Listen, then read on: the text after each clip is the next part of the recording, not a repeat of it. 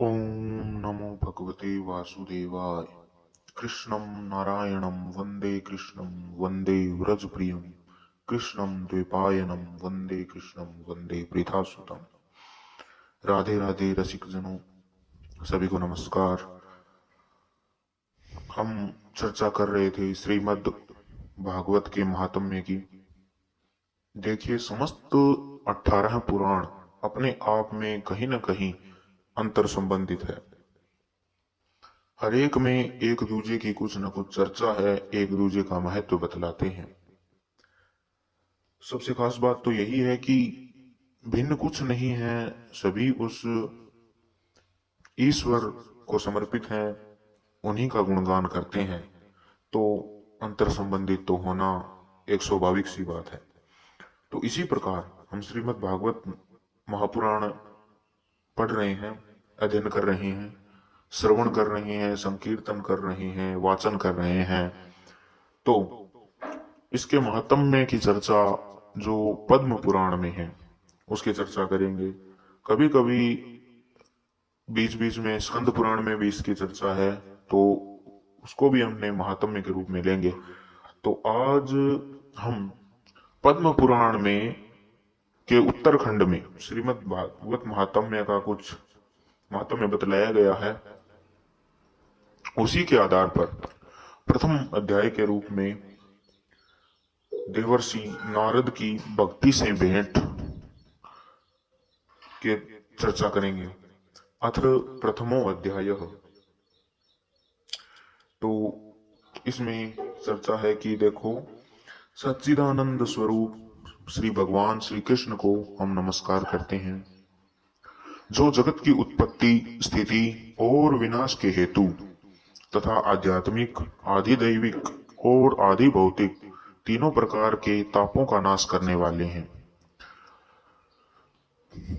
थोड़ा सा हम श्री सुखदेव जी के बारे में चर्चा करें तो जिस समय श्री सुखदेव जी का यज्ञोपवीत संस्कार भी नहीं हुआ था तथा लौकिक वैदिक कर्मों के अनुष्ठान का अवसर भी नहीं आया था, तभी उन्हें अकेले ही संन्यास के लिए घर से जाते देख उनके पिता व्यास जी विरह से कातर होकर पूछने लगे और पुकारने लगे कि हे पुत्र, तुम कहाँ जा रहे हो।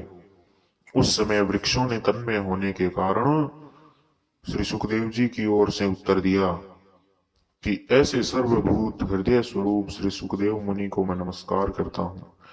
एक बार भगवत कथामृत का रसास्वादन करने में कुशल मुनिवर शौनक जी ने नेमिषारण्य क्षेत्र में विराजमान महामती सूत जी को नमस्कार करके उनसे पूछा। शौनक जी कहने लगे कि हे सूत जी, आपका ज्ञान अज्ञानांधकार को नष्ट करने के लिए करोड़ों सूर्यों के समान है। आप हमारे कानों के लिए रसायन अमृत स्वरूप सार गर्भित कथा कहिए। भक्ति, ज्ञान और वैराग्य प्राप्त होने वाले महान विवेक की वृद्धि किस प्रकार होती है तथा वैष्णव लोग किस प्रकार इस माया मोह से अपना पीछा छुड़ाते हैं।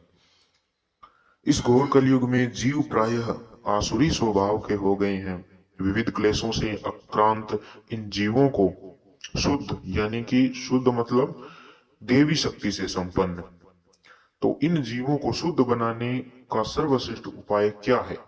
ये सब बातें शौनक जी सूत जी से पूछ रहे हैं कि हे सूत जी, आप हमें कोई ऐसा शाश्वत साधन बतलाइए जो सबसे अधिक कल्याणकारी तथा पवित्र करने वालों में भी पवित्र हो तथा जो भगवान श्री कृष्ण की प्राप्ति करा दे। चिंतामणि केवल लौकिक सुख दे सकती है और कल्प वृक्ष अधिक से अधिक स्वर्गीय संपत्ति दे सकता है, परंतु गुरुदेव प्रसन्न होकर भगवान का योगी दुर्लभ नित्य वैकुंठ धाम दे सकते हैं। इसीलिए आप हमें ये बतलाइए। तो फिर सूत जी कहने लगे कि हे शौनक जी, तुम्हारे हृदय में भगवान का प्रेम है, इसलिए मैं विचार कर तुम्हें संपूर्ण सिद्धांतों का निष्कर्ष सुनाता हूँ, जो जन्म मृत्यु के भय का नाश कर देता है, जो भक्ति के प्रवाह को बढ़ाता है और श्री भगवान श्री कृष्ण की प्रसन्नता का प्रधान कारण है। मैं तुम्हें वह साधन बतलाता हूँ, उसे सावधान होकर सुनो।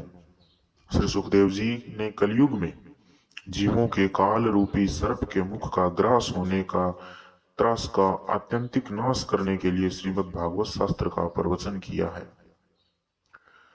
मन की शुद्धि के लिए इससे बढ़कर कोई साधन नहीं है। जब मनुष्य के जन्म जन्मांतर का पुण्य उदय होता है तभी उसे इस भागवत शास्त्र की प्राप्ति होती है। जब सुखदेव जी राजा परीक्षित को यह कथा सुनाने के लिए सभा में विराजमान हुए तब देवता लोग उनके पास अमृत का कलश लेकर आए।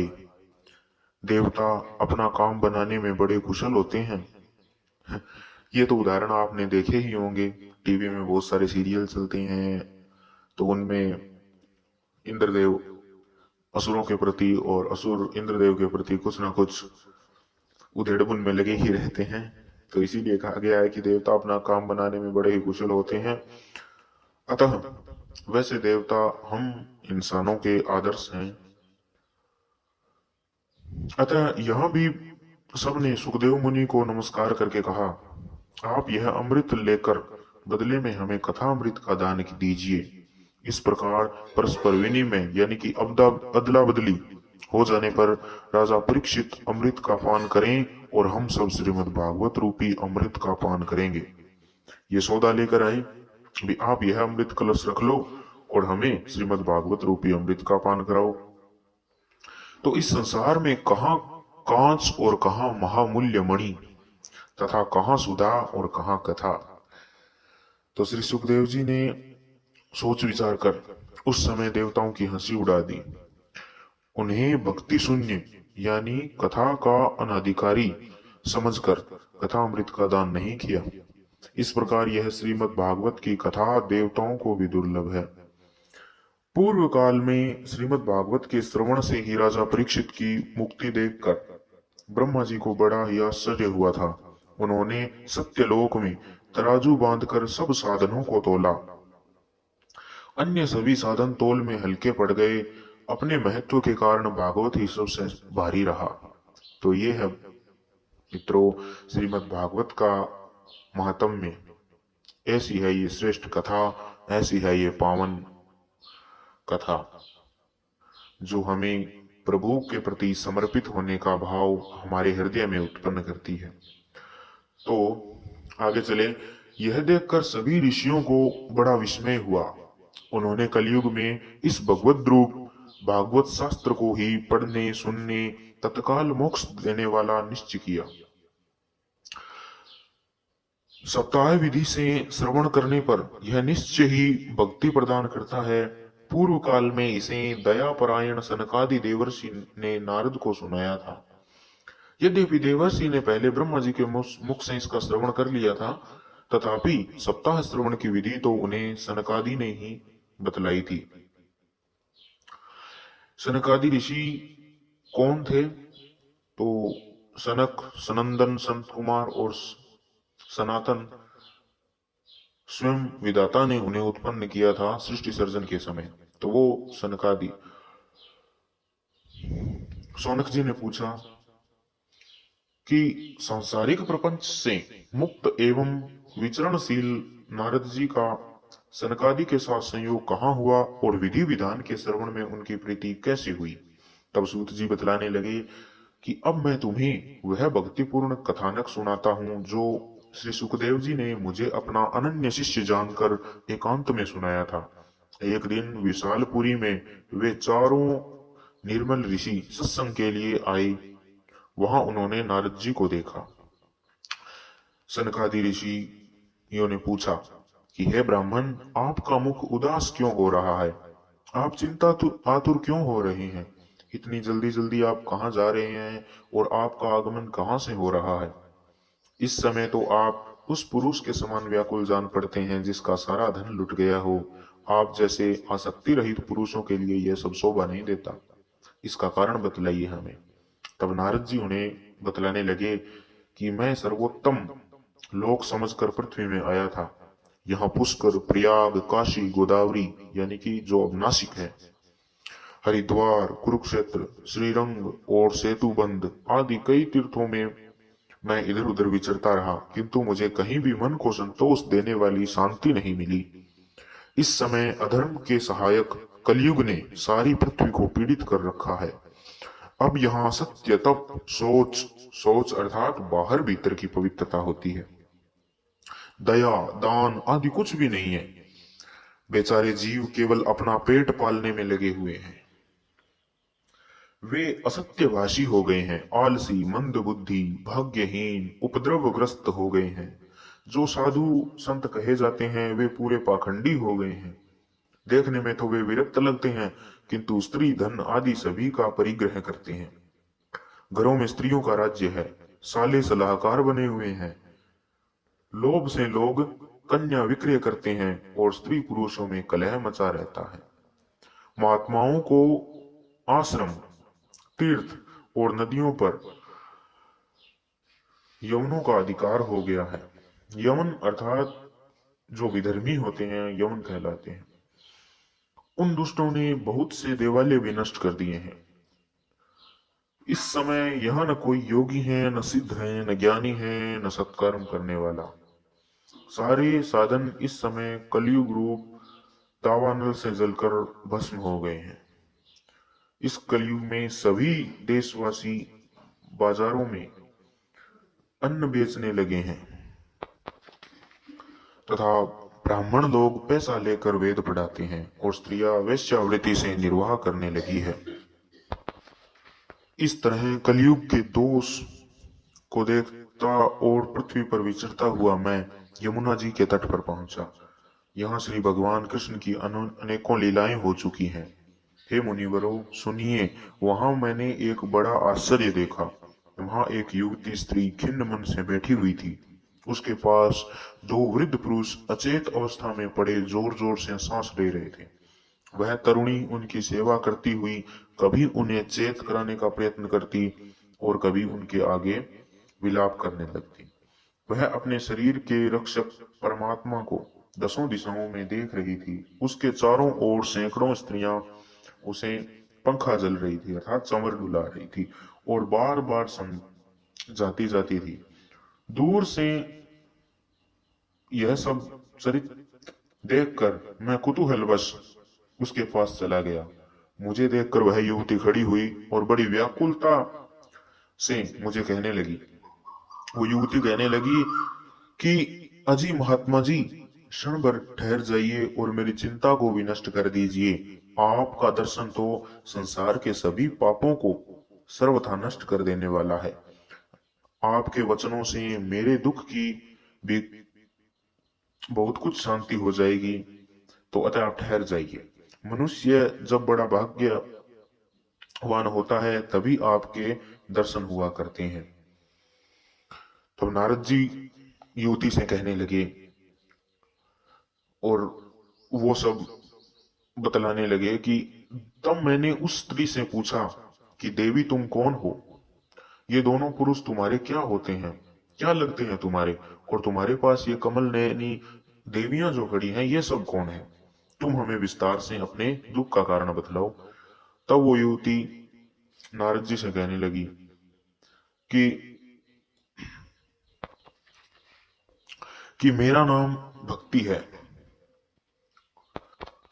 और ये दोनों ज्ञान और वैराग्य नामक मेरे दो पुत्र हैं। समय के फेर से ही ये ऐसे जर्जर हो गए हैं, वृद्ध हो गए हैं। और ये सब जो देवियां खड़ी हैं ये सभी नदियां हैं, गंगा जी इत्यादि इत्यादि। ये सब मेरी सेवा करने के लिए यहाँ आई है। इस प्रकार साक्षात देवियों के द्वारा सेवित होने पर भी मुझे सुख शांति नहीं मिल रही। हे तपोधन, अब ध्यान देकर मेरा वृतांत सुनिए। मेरी कथा वैसे तो प्रसिद्ध है, परंतु फिर भी उसे सुनकर आप मुझे शांति प्रदान करें। तो वो युवती यानी कि देवी भक्ति कहने लगी कि मैं द्रविड़ देश में उत्पन्न हुई, कर्नाटक में बढ़ी, कहीं कहीं महाराष्ट्र में सम्मानित हुई, किंतु गुजरात में मुझको बूढ़ापन आ घेरा। गुजरात में यानी कि मुझे वृद्धावस्था ने आ घेरा। वहां घोर कलयुग के प्रभाव से पाखंडियों ने मुझे अंग भंग कर दिया। चिरकाल तक इस अवस्था रहने के कारण मैंने अपने पुत्रों के साथ दुर्बल और निस्तेज अनुभव किया, यानी कि मैं दुर्बल और निस्तेज हो गई। अब जब से मैं वृंदावन आई तब से पुनः परम सुंदरी स्वरूपवती नवयुवती हो गई, किंतु सामने पड़े ये दोनों मेरे पुत्र थके मांदे दुखी अभी तक हैं। अब मैं यह स्थान छोड़कर अन्यत्र जाना चाहती हूँ। ये दोनों बूढ़े हो गए हैं, इस दुख से मैं दुखी हूँ। मैं तरुणी क्यों और ये दोनों मेरे पुत्र वृद्ध क्यों? कॉन्ट्राडिक्शन हो गया ना भाई। जो उनकी माता है देवी भक्ति, वो तरुण है और वो दोनों वृद्ध हैं। हम तीनों साथ साथ रहने वाले हैं, फिर यह विपरीतता क्यों? होना तो यह चाहिए कि माता बूढ़ी हो और पुत्र तरुण हो। इसी से मैं आश्चर्यचकित चित्त से अपनी इस अवस्था पर शोक करती रहती हूँ। आप परम बुद्धिमान एवं योग निधि हैं, अतएव इसका क्या कारण हो सकता है, आप मुझे बतलाइए। तब देवर्षि कहने लगे कि हे साध्वी, मैं अपने हृदय में ज्ञान दृष्टि से तुम्हारे संपूर्ण दुख का कारण देखता हूँ। तुम्हें विषाद नहीं करना चाहिए, श्री हरि तुम्हारा कल्याण अवश्य करेंगे। तब सूत जी बतलाने लगे कि मुनिवर नारद जी ने एक क्षण में ही उनका कारण जानकर कहा कि देवी सावधान होकर सुनो, यह दारुण कलयुग है। इसी से इस समय सदाचार, योग मार्ग और तप आदि सभी लुप्त हो चुके हैं। लोग सठता और दुष्कर्म में लगकर अघासुर बन रहे हैं।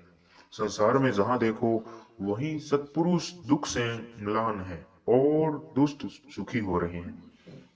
इस समय जिस बुद्धिमान पुरुष का धैर्य बना रहे वही बड़ा ज्ञानी अथवा पंडित है। पृथ्वी क्रमशः प्रतिवर्ष शेष जी के लिए बाहर रूप होती जा रही है। अब यह छूने योग्य तो क्या देखने योग्य भी नहीं रह गई है, और न इसमें कहीं मंगल है न कुछ और। न किसी को पुत्र के साथ तुम्हारा दर्शन भी होता है, और विषय अनुराग के कारण यानी विषयों के फेर में पड़ने के कारण अंधे बने हुए जीवों से उपेक्षित होकर तुम जर्जर हो रही हो। वृंदावन के संयोग से तुम फिर नवीन तरुणी हो गई हो, अतः यह वृंदावन धाम धन्य है। यहाँ भक्ति सर्वत्र नृत्य कर रही है, परंतु तुम्हारे इन दोनों पुत्रों का यहाँ कोई ग्राहक नहीं है। इसलिए ग्राहक अर्थात वैसे नहीं, उनको ग्रहण करने वाले, उनके प्रति समर्पित होने वाले, उनको अपने व्यक्तित्व में आत्मसात करने वाले नहीं है। इसलिए इनका बुढ़ापा नहीं छूट रहा। यहाँ इनको कुछ आत्मसुख अर्थात भगवत स्पर्श जनित आनंद, तो आत्मसुख की प्राप्ति होने के कारण ये सोते से जान पड़ते हैं। तो फिर भक्ति कहने लगी कि राजा परीक्षित ने इस पापी कलयुग को क्यों रहने दिया? इसके आते ही सब वस्तुओं का सार जाने कहां चला गया। करुणा में श्री हरि से भी यह अधर्म कैसे देखा जा सकता है? हे मुने, मेरा यह संदेह दूर कीजिए, आपके वचनों से मुझे बड़ी शांति मिली है। तब नारद जी उन्हें बतलाने लगे कि हे बालिके, यदि तुमने पूछा है तो प्रेम से सुनो। हे कल्याणी, मैंने तुम्हें सब कुछ बताने का निश्चय किया है और तुम्हारा दुख दूर करने का भी निश्चय किया है। इसलिए जिस दिन भगवान श्री कृष्ण इस भूलोक को छोड़कर अपने परम धाम को पधारे, उसी दिन से यहाँ संपूर्ण साधनों में बाधा डालने वाला कलयुग आ गया। यानी कि द्वापर युग के अंत में जब श्री कृष्ण अपने परम धाम को लौटे तो कलयुग ने अपना प्रभाव फैला दिया। दिग्विजय के समय जब राजा परीक्षित की दृष्टि पड़ने पर कलयुग दीन के समान उनकी शरण में आया, भ्रमर के समान सारग्राही राजा ने यह निश्चय किया कि इसका वध मुझे नहीं करना चाहिए, क्योंकि जो फल तपस्या, योग एवं समाधि से भी नहीं मिलता, कलयुग में वही फल केवल और केवल श्री हरि कीर्तन से भली भांति मिल जाएगा। यानी इस घोर कलयुग में अन्य किसी भी प्रकार के आयोजनों का, प्रयोजनों का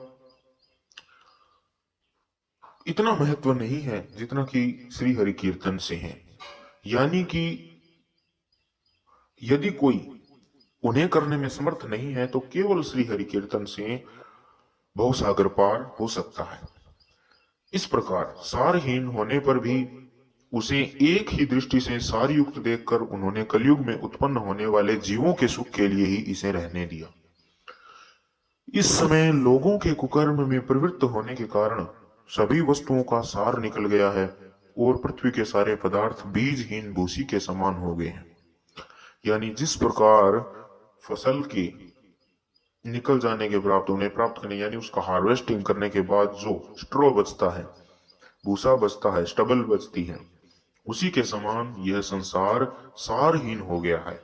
सारहीन वस्तुएं निकल गई हैं और सब कुछ वो स्ट्रॉ ही बचा रह गया है। तो ब्राह्मण केवल अन्न धनादि के लिए लोभवश घर घर एवं जन जन को भागवत की कथा सुनाने लगे हैं, इसलिए कथा का सार भी चला गया है। यदि श्रीमद् भागवत को आत्मसात करना हो भक्तों, तो इसे प्रेम से आत्मसात करो, न कि सुना और इस कान से सुना और उससे निकाल दिया, इस तरीके से सारहीन तरीके से नहीं मित्रों, सार युक्त तरीके से इसे सुने। आगे कहते हैं कि तीर्थों में नाना प्रकार के अत्यंत घोर कर्म करने वाले नास्तिक और नार पुरुष भी रहने लगे हैं, इसलिए तीर्थों का प्रभाव भी चला गया है। जिनका चित्त निरंतर काम, क्रोध, लोभ और तृष्णा से तपता रहता है, वे भी तपस्या का ढोंग करने लगे हैं, इसलिए तप का सार भी चला गया है। मन पर काबू न होने के कारण तथा लोभ, दंभ और पाखंड का आश्रय लेने के कारण एवं शास्त्र का अभ्यास न करने के कारण ज्ञान योग का फल भी जाता रहा। पंडितों की यह दशा है कि वे अपनी स्त्रियों के साथ भैंसों की तरह रमण करते हैं, उनमें संतान पैदा करने की ही कुशलता पाई जाती है, मुक्ति धाम में वे सर्वथा अकुशल हैं। यानी संतान साधन में ही लिप्त रहते हैं, मुक्ति साधन में नहीं। संप्रदायानुसार प्राप्त हुई वैष्णवता भी कहीं कहीं देखने में नहीं आती। इस प्रकार जगह जगह सभी वस्तुओं का सारे लुप्त हो गया है। कलयुग का प्रभाव है मित्रों। तो यह तो इस युग का स्वभाव ही है, यह कलयुग का दोष नहीं है, ये इसी का स्वभाव है, यह इसकी विशेषता है, इसमें किसी का दोष नहीं है। इसी से पुंडरीकाक्ष भगवान बहुत समीप रहते हुए भी सब सह रहे हैं। फिर सूत जी कहते हैं शौनक आदि ऋषियों से कि हे शौनक जी, इस प्रकार देवर्षि नारद की वचन सुनकर भक्ति को बड़ा आश्चर्य हुआ। फिर उसने जो कुछ कहा अब उसे आगे सुनिए। भक्ति ने कहा कि हे देवर्षि, आप धन्य हैं, मेरा बड़ा सौभाग्य था जो आपका समागम हुआ। संसार में साधुओं का दर्शन ही समस्त सिद्धियों का परम कारण है। आपका केवल एक बार उपदेश धारण करके कयादु कुमार प्रहलाद ने माया पर विजय प्राप्त कर ली थी। ध्रुव ने भी अपनी कृपा से ही ध्रुव पद प्राप्त किया था। आप सर्वमंगलमय और साक्षात श्री ब्रह्मा जी के पुत्र हैं, मैं आपको नमस्कार करती हूँ। तो इति श्री पद्म पुराणे उत्तरखंडे श्रीमद् भागवत महात्म्य में भक्ति नारद समागमो नाम प्रथमो अध्याय। तो रसिक जनों, इसी के साथ हमने श्री पद्म पुराण के उत्तरखंड में श्रीमद् भागवत महात्म्य में जो बतलाया गया है और उसमें देवर्षि नारद और भक्ति का जो आपस में बातचीत है, जो समागम है, उस पर आज हमने चर्चा की। आशा करता हूं कि आपने बड़े ही मनोयोग से इसको सुना और इसे आत्मसात करने की भी कोशिश करेंगे। बस आपसे यही विनय निवेदन है कि इसका प्रसार कीजिए, आगे से आगे हर व्यक्ति तक इसे पहुंचाने में हमारा सहयोग कीजिए। इसी के साथ ही राधे राधे मित्रों, आज के लिए इतना ही। हरि ओम तत्सत।